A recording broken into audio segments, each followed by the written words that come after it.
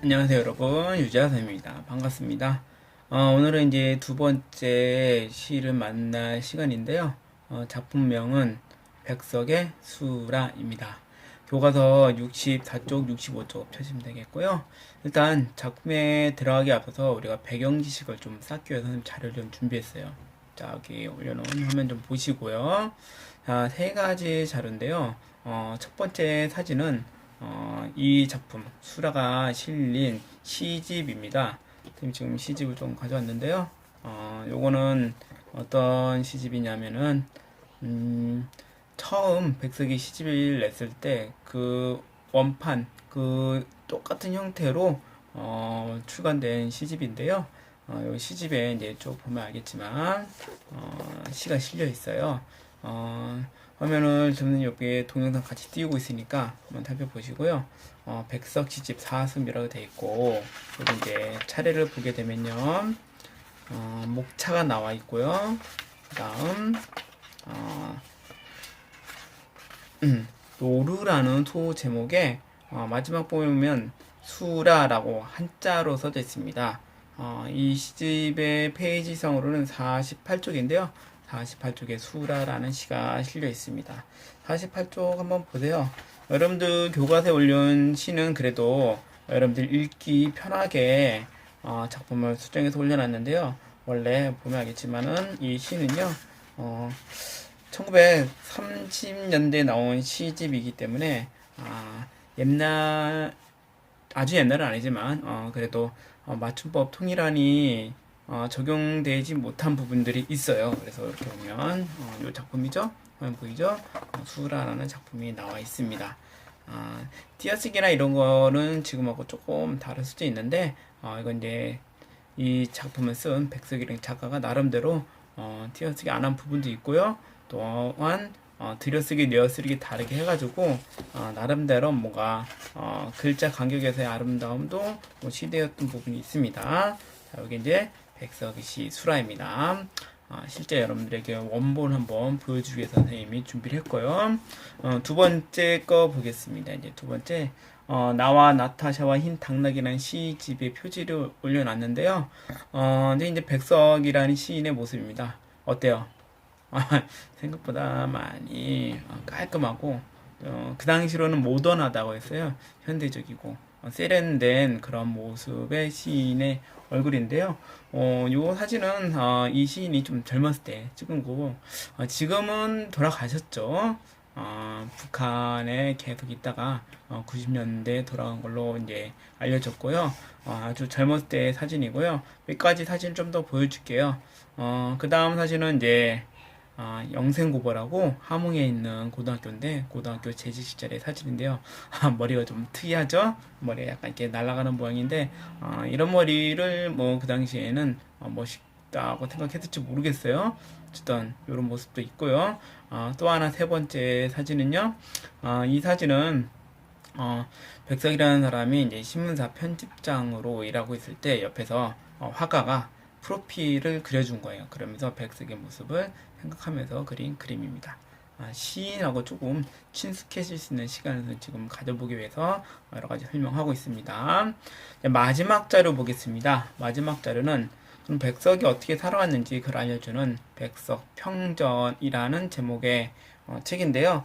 이 평전을 쓴 사람은 당연히 백석이 아니라 안도현이라는 사람인데요. 선생님 개인적으로 많이 좀 찾아봤더니 이분이 백석 시를 너무 좋아했어요. 심지어 백석 시의 제목이 담긴 시도 쓰고 했는데 이분이 백석의 일대기를 정리해서 평전 나름대로 자신의 관점에서 일대기를 서술한 겁니다. 요 평전의 뭐 내용은 여러분들 나중에 기회가 돼서 만날 수 있겠지만 선생님 찾다 보니까 안도현이라는 사람이 백석에 대해서 얘기한 강연이 좀 있었어요. 요 강연을 한 2분 정도 되는데요. 보고 나서 좀 얘기하도록 하겠습니다. 강연 한번 볼까요? 시인들에게는 가슴앓이 같은 어떤 코어가 있거든요. 주제가 있지 않습니까? 그렇다면 백석에게는 그러한 DNA가 무엇이라고 생각하십니까?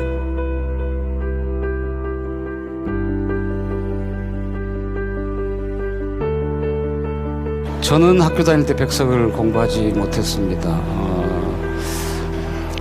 남북이 분단된 탓에 백석을 그동안 읽지를 못했습니다. 우리가 백석을 합법적으로 읽을 수 있게 된 거는 1988년 이후입니다. 백석은 그게 고민이었던 것 같습니다. 좀 심약한 사람이어서 일제에 직접적으로 저항하지도 못했습니다. 시를 보면 나오지만 그런 시 한 편도 또 없습니다. 그래서 백석이 좀 중요한 것 같아요. 직접 저항하지도 못하고 그렇다고 친일하지도 못하는 어떤 중간지대의 백석이 있었던 건데 저는 그게 가장 백석다운 지점이라고 생각합니다. 그래서 백석이 선택했던 거는 자기 평안도 말, 서울에 오면 무시당하는 그 평안도 말을 시에다가 엄청나게 쓰기 시작했던 거예요. 자기 말을 쓰고 또 평안도의 음식 그걸 시에다 막 쓰기 시작했던. 그러니까 뭐 우리 것이 좋은 것이야, 이거는 뭐 광고에도 나오는 말이지만 우리 것이 무엇인가, 우리 정체성이 무엇인가를 그 고민했던 게 백석의 가슴앓이가 아니었나 싶습니다. 북한에서 말년의 생활이나 이런 것은 우리가 아는 정보가 없어서 이것도 뭐 제 꿈 중에 하나입니다. 남북 관계가 앞으로 좀 더 원활하게 복원이 되면 실제로 살았던 곳을 가보고 싶고 말년을 어떻게 보내는지, 그래서 나중에 이 책이 좀 더 두꺼워질지도 모르겠습니다.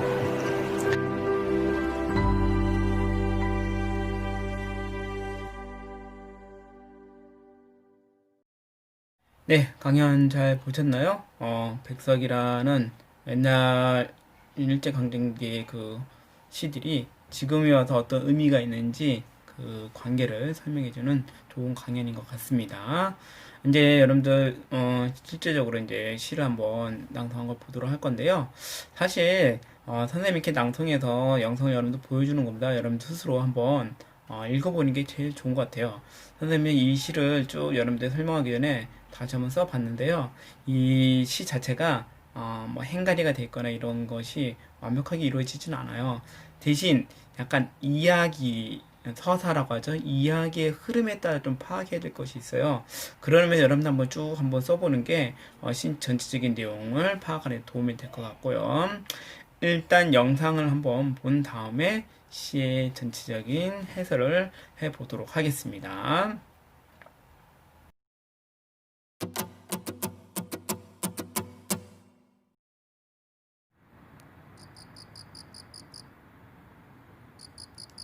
수라, 백석, 거미 새끼 하나 방바닥에 날인 것을 나는 아무 생각 없이 문 밖으로 쓸어버린다. 차디찬 밤이다. 언제인가 새끼 거미 쓸려 나간 곳에 큰 거미가 왔다. 나는 가슴이 짜릿한다. 나는 또 큰 거미를 쓸어 문 밖으로 버리며 찬 밖이라도 새끼 있는 대로 가라고 하며 서러워한다. 이렇게 해서 아린 가슴이 싹기도 전이다. 어디서 좁쌀만한 알에서 가재 깨인 듯한 발이 채 서지도 못한 무척 작은 새끼 거미가 이번엔 큰 거미 없어진 곳으로 와서 아물거린다. 나는 가슴이 메이는 듯하다. 내 손에 오르기라도 하라고 나는 손을 내어미나 분명히 울고불고 할 이 작은 것은 나를 무서이 달아나 버리며 나를 서럽게 한다. 나는 이 작은 것을 고이 보드러운 종이에 받아 또 문 밖으로 버리며 이것에 엄마와 누나나 형이 가까이 이것에 걱정을 하며 있다가 쉬 만나기나 했으면 좋으련만 하고 슬퍼한다.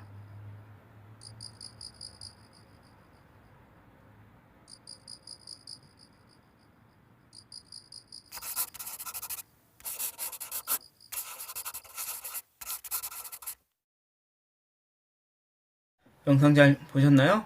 영상 보면 알겠지만 약간 좀 쓸쓸하고 외로운 처지에 있는 누군가 나와서 거미 가족의 얘기를 하고 있는 것임을 알 수 있을 겁니다. 그래서 요 시의 이제 전적인 의미 여러분들을 스스로 한번 찾아가면서 학습목표에서 한번 더 생각을 볼 필요가 있을 것 같습니다. 우리가 이 단어를 공부한 이유는 문학 작품에 담긴 심리적 체험이 무엇인지를 생각해 보는 거죠. 이 시도 나름대로 뭔가 아름다움을 느낄 수 있는데 어떤 아름다움이 이 시에서 느껴지나요? 사람마다 조금 다를 수도 있는데 선생님은 이 시를 읽으면서 혹은 낭송하면서 되게 외롭고 쓸쓸하고 처량하고 이런 것도 그 당시에는 견뎌내기 힘든 감정이지만 시간이 지난 다음에 보면은 이것도 누군가와 공감할 수 있는 감정이구나라는 생각을 좀 해봤어요. 여러분들은 어땠나요? 쌤, 저는 거미 가족에게 그래요? 못 비슷한 것 같아요. 뭐 사람마다 다를 수 있는 거니까요. 네, 알겠습니다. 그럼 이제 본격적으로 시의 전체적인 해설을 나가도록 하겠습니다.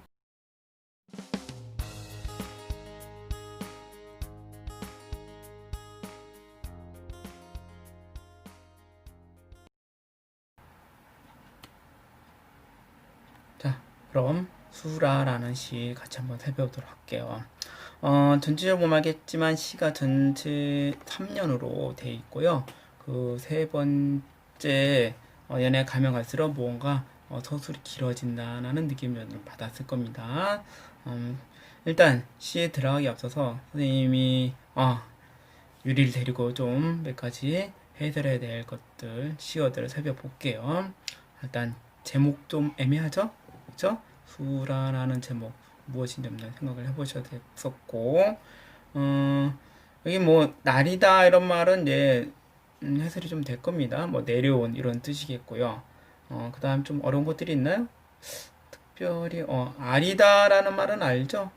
가슴에 뭔가 힘들과 시련이 가득 찬 감정 아리다라는 거 되겠고 아물거린다 라는 표현은 뭐 좀스럽게 움직이는 그런 것들을 아물걸린다 라고 하겠고요. 또 질문 있나요? 쌤, 예. 가지는 뭔가요? 이게 좀 어려울 수 있는데요. 거미 새끼가, 새끼 거미 새끼라고 하면 안 되죠. 새끼 거미가 나오는 장면 보면은 이런 말이 있었던 것 같아요. 가재 깨인 듯한 이란 말이 있는데 요 가재는 밑에 설명이 되어 있습니다. 평안도 사투리인데요. 방금이라는 뜻이 담겨 있죠. 그죠? 시인이 평안도 사람이에요. 평안도의 방언 사투리를 시 안에 많이 이제 집어넣는데요. 특히 이제 명사로 된 것들을 많이 넣습니다. 백석 시인은 그런 거 좀 살펴보면 가재는 방금 갓이라는 뜻이고요. 요거는 명사는 아니고 부사어죠. 부사죠. 그쵸? 다음 가겠습니다. 다음 여러분들 뭐 별로 어려운 거 없고 보드럼은 뭐 보드라운이라고 해야 되는 건데 그 당시에 표기 그대로 느낌 그대로 보드라운이라고 했던 것 같습니다.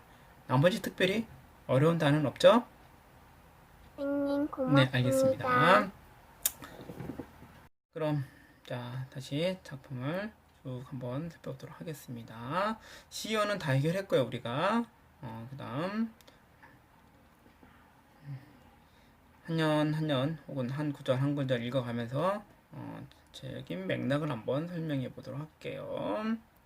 자, 제목 보겠습니다. 수라 밑에 설명되어 있지만 싸움 따위로 혼잡하고 어지러운 상태에 빠진 것을 수라라고 합니다. 여러분 아수라장 이런 말은 들어봤을 거예요. 영화 제목으로 한번 나왔었는데 그쵸? 아주 혼탁하고 어지러운 상태가 아수라인데 이거 이제 불교의 의미를 좀 가미해서 본다면 지옥의 세계에서 사람들이 벌받는 그곳을 아수라라고도 합니다. 그걸 떠올리는데 이 시에서는 그런 혼탁한 가족의 관계, 거미의 모습이 수라라고 설명을 했던 것 같습니다. 요 의미는 뒤에 학습할 때 한번 더 해보도록 하겠습니다. 작가 백석은 선생님의 설명 다 했고요. 1년 보겠습니다. 거미 새끼 하나 방바닥에 내려온 것을 나는 아무 생각 없이 문 밖으로 쓸어버린다 라고 했습니다. 어떻게 쓸어버렸다고요? 아무 생각 없이 문 밖으로 쓸어버렸다는 얘기입니다. 그렇죠? 행동 자체는 여러분도 흔히 할 수 있는 행동이잖아요. 그냥 무심코 하는 행동입니다. 별 생각 없이. 여러분도 벌레면 어때요? 아유 더러워. 혹은 아유 징그러우면서 밖으로 이렇게 쫓아내잖아요. 그렇죠? 뭐 교실에 여러분도 벌러와도 그렇게 하고 있잖아요. 그래서 말하니가 무심코 하는 행동이 요 이제 아무 생각 없이라는 표현으로 추측할 수가 있겠네요. 자, 이렇게 보냈는데 차디찬 밤이라고 했습니다. 밤에 바깥은 굉장히 추운데 밖으로 거미 하나를 내보내 버린 겁니다. 그래서 이건 이제 시간적인 배경이 되는데요. 일단 차디찬 밤이라는 건 내보내놓고 생각하니까 아 정말 차갑구나 하면서 말하니 화자의 심정을 드러내는 표현이기도 하고요. 요거는 이제 시대적 배경을 놓고 이해할 수도 있어요. 이 작품이 지어진 시기가 1930년대라는 생각하면은 일제가 이제 막 전쟁을 일으키고 좀 더 많은 수탈을 해 오던 그런 시기죠. 그래서 요거는 일제강점기라는 시대적 상황을 부각시키는 의미로 쓰인 단어라고 볼 수도 있겠습니다. 상징적인 표현이죠. 밤, 차가운 밤 이러면 어목한 시기, 살아가기 힘든 순간, 뭐 시대적 상황, 일제강점기 이런 것과 어울리죠. 2형 가겠습니다. 언제인가 새끼거미 쓸려나간 곳에 큰 거미가 왔다. 아까는 조그만 거미 하나가 왔는데 그 쓸려나간 곳에 이번엔 큰 거미가 따라왔다는 얘기입니다. 나는 가슴이 짜릿한다 했습니다. 자, 요 부분부터 이제 시인 혹은 화자의 감정이 드러나는 거죠. 왜 짜릿했을까요? 이미 거미 하나를 내보냈단 말이야. 차가운 바깥으로. 근데 그 자리에 좀 더 큰 거미인데 보나마나 이건 어미 같아요. 어미 거미가 또다시 왔다는 얘기입니다. 그럼 이 어미 거미는 왜 왔을까요? 새끼를 찾아왔겠죠. 그렇죠? 그러면 어떤 생각이 듭니까? 내가 전에 했던 행동이 뭔가 문제가 있구나 라는 생각이 들겠죠. 그 감정이 여기 지금 짜릿한다 라고 했던 겁니다. 그래서 짜릿한다는 정리를 해보면 말 안의 정서가 조금 이제 바뀌었는데요. 아까는 무심코 했지만 이번에는 큰 거미를 새끼 거미의 어미로 생각을 했던 겁니다. 그래서 큰 거미의 마음이 걱정이 됐던 거죠. 됐죠? 말 안의 정서가 변했는데요. 큰 거미를 새끼 거미의 어미로 여겼다는 얘기입니다. 그래서 짜릿했던 거죠. 됐죠? 나는 또 큰 거미를 쓸어 문 밖으로 버리며 참 밖이라도 새끼 있는 데로 가라고 하며 서러워한다 라고 했습니다. 그래서 큰 거미도 똑같이 거미가 처음 왔던 그 거미 새끼에게 다시 보냈다는 얘기입니다. 다시 보면 찬밥건 아까 차진 밤과 같은 곳이잖아요. 그렇죠? 힘든 환경으로 다시 보냈다는 얘기입니다. 누구를? 큰 거미를. 새끼 거미인대로 가라고 서러했다. 그러면 새끼 거미인데 가라고 이제 보냈으니까 이 표현은 뭐겠습니까? 화제 입장에서는 약간의 자비도 보내는 거지만 한편으로는 연민의 감정이 끄죠. 불쌍하죠. 이 거미도. 그리고 동정도 하죠. 이런 표현을 통해서 어떻게 느꼈냐면 서러워한다라고 느꼈습니다.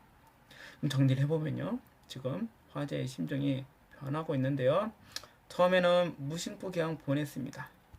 별 생각이 없어요. 무심함이었죠. 이런 감정이 짜릿함을 겪고요. 그러고 나서 어떻게 말합니까? 서러움으로 바뀌죠.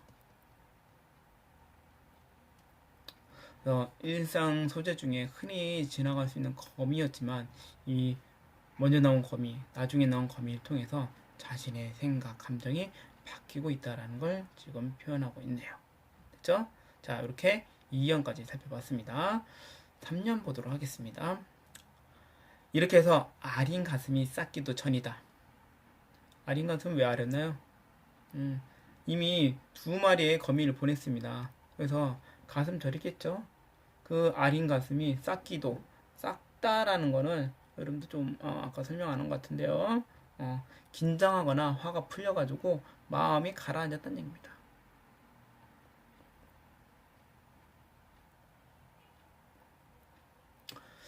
어디서 좁쌀만한 좁쌀 알죠? 쌀보다 훨씬 더 조그마죠, 그쵸?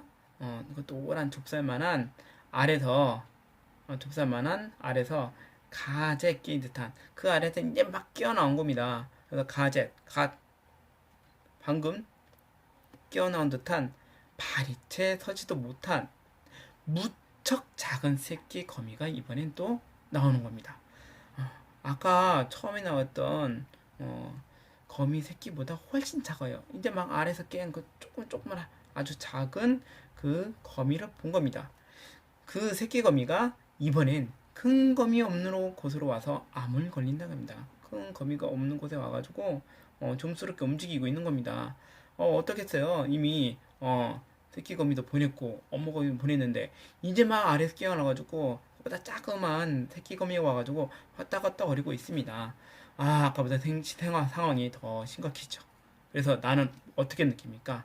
가슴이 메이는 듯하다라고 했습니다. 아까는 짜릿했지만 그게 더 심해졌죠. 왜?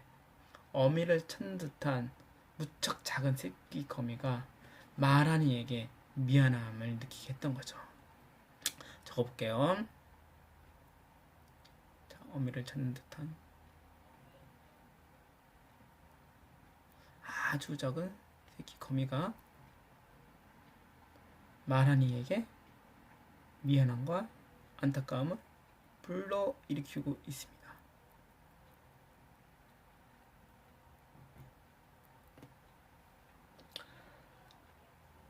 이어서 가겠습니다. 그 거미를 보고 내가 이제 어떤 생각이 들까요? 내가 그동안 잘못했으니까 그럼 내가 도와줄게 라는 의미로 뭐합니까? 손을 벌리는 거죠. 그래서 그 거미한테 내 손에 오르락이다 다시요. 내 손에 오르기라도 하라고 나는 손을 내어 미나 분명히 울고불고한 이 작은 것은 나를 무서이 달아나 버리며 나를 서럽게 한다. 자, 다시 상황을 정리를 해보면 그래 내가 손을 내밀어 가지고 밖으로 데려다 줄게 라고 손을 내밀었는데요. 이 거미는 뭐 울고불고하면서 엄마 어디 갔냐 뭐 이런 의미로 얘기를 하겠죠. 근데 그 얘기도 하지 않고요. 이 낯선 존재 나에 대해서 무섭게 여기면서 그냥 달아나 버리는 겁니다. 내가 도와주려고 했는데도 그거마저도 생각해주지 않고 그냥 나를 무섭게 여기고 달아나 버리죠. 이 상황이 또 어떠냐면 나를 서럽게 한다는 얘기입니다. 아까의 서러움은 어미거미라는 존재를 알게 된 서러움이 있는데요. 이번엔 그보다 더 작은 새끼 거미를 통해 가지고 왜 나를 무서워하면서 달아나나, 내가 정말 그동안 해왔던 행동이 문제가 있었구나, 뭐 잘못되었구나, 이런 느낌으로 더 서러워하는 건데요. 또 한편으로는요, 이 거미 가족의 얘기를 쭉 상황을 보니까 뭔가 새로운 깨달음으로 전환될 수 있다는 얘기입니다. 그 얘기가 이제 뒤에 나오는데요. 보겠습니다. 나는 이 작은 것을 고이 보드러운 종이에 받아 또 문 밖으로 버리며, 자, 그냥 손으로 안 되니까 뭘 씁니까? 종이에다가 이렇게 받쳐가지고 버렸다는 얘기죠. 벌레 보면 많이 그렇게 하잖아요. 손으로 하면 뭐 손에 묻는 것도 그렇고 그 벌레 같은 걸 죽일 수도 있으니까 잘 보호하면서 무서워하지 않게 하려고 종이를 받아가지고 문 밖으로 버렸던 거죠. 그래서 새끼 거미가 무서워하지 않게 하기 위해서 이렇게 했던 겁니다. 마지막 보겠습니다. 이것에 엄마와 누나나 형이 가까이 이것에 걱정을 하며 있다가 만나기라도 했으면 좋으련만 하고 슬퍼한다. 자, 나를 서럽게 했는데요. 그렇게 해서 문 밖으로 이렇게 버렸단 말이에요. 그리고 이제 생각해보는 겁니다. 얘도 엄마가 있을 거고 누나가 있을 거고 형이 있을 겁니다. 이 밖에 있겠죠. 그러면 얘도 어떻게 나가다 보면 엄마, 형, 누나를 만날 수도 있겠죠. 그 걱정을 하면서 이제 가족을 만나봐라 하면서 만나기나 했으면 좋으련만 하고 슬퍼한다는 얘기입니다. 이거 슬퍼한다는 게 언뜻 보면 잘 여러분들 이해가 안 갈 수 있는데요. 이건 이제 화자의 처지가 약간 들어간 겁니다. 여기까지 앞에까지는 이제 거미 얘기 있는데요. 거미 가족이 뿔뿔이 이제 막 헤어졌다가 어떻게 나에 의해서 만나게 되었잖아요. 그렇죠? 가족은 만났지만 가만히 해보니까 얘들을 이렇게 만나기로 해줄 수 있는 상황이 되지만 나는 그렇지 않다는 얘기입니다. 나는 가족을 멀리 떨어져서 외따라 있어야 되는 상황에 있을 수 있다는 얘기죠. 그래서 여기 이 부분 시임 만나기라면 만나기나 했으면 좋으려면 이 부분은요 이렇게 읽을 수 있다는 얘기입니다. 가족이라는 공동체가 지금 함께하지 못하고 있죠. 그 가족 공동체가 회복되길 바라는 마음이 여기 들어가 있는 거죠. 그것을 바라고 있는 마음, 염원이라고 하죠. 이렇게 되겠습니다. 됐죠? 다시 또 화자의 정서는 결국 마지막에 어떻게 나옵니까? 슬픔으로 나오죠. 됐죠? 자, 이렇게 해서 시의 전체적인 내용을 한번 훑어봤습니다. 다시 한번 쭉 살펴볼게요. 여러분들에게 무엇을 했는지. 일단 1년 거미새끼를 문 밖으로 쓸어버린 장면이 나와 있고요. 그때 당시에는 화자는 굉장히 무심하게 아무 생각 없이 했죠. 그러다가 큰 거미를 새끼 있는 곳으로 쓸어버리게 됩니다. 보내면서 큰 거미의 입장, 어미의 입장이 돼가지고 서러움을 느끼죠. 자, 그리고 나서 이 아픔이 사라지기도 전에 아주 작은 새끼 거미가 아래에서 나온 걸 보게 되죠. 그 새끼 거미가 암을 걸린 거 보고 도와주려고 했으나 새끼 거미는 무서워해서 도망가고 말죠. 그 장면이 또 서러운 겁니다. 그래서 어쨌든 이 거미를 내보내면서 생각을 해보니까 얘는 어쨌든 내보내서 뭐 형제, 부모를 만나긴 하겠지만 나는 또 그렇게 못하고 있는 자신의 상황, 화자의 상황이 드러나는 거죠. 그러면서 슬퍼하는 마음으로 이렇게 바뀌고 있다라는 걸 알 수 있겠네요.